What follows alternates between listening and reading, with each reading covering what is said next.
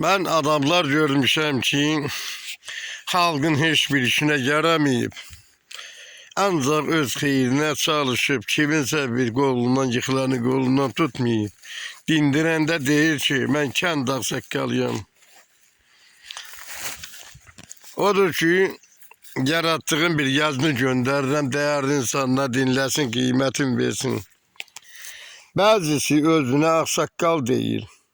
El üçün iş görər, kənd ağsaqqalı. Hamını dərindən tanıyar bir-bir. Hər kəsi düz seçər, kənd ağsaqqalı. Ağsaqqallar haqqı dərindən qana. El üçün alışa, el üçün yana. Gedib yoldaş olmaz, fitnə yalana. Düzə qiymət verər, kənd ağsaqqalı. Yalan kəlmələri gətirməz dilə. Sahibinə düz deməz, o bilə-bilə. Kiminlə oturub durduğum belə. Yüz ölçüb bir biçər, kənd ağsaqqalı. Ağsaqqallar gəzməz dəyişən donda. Hər insana sevgi olmalı onda.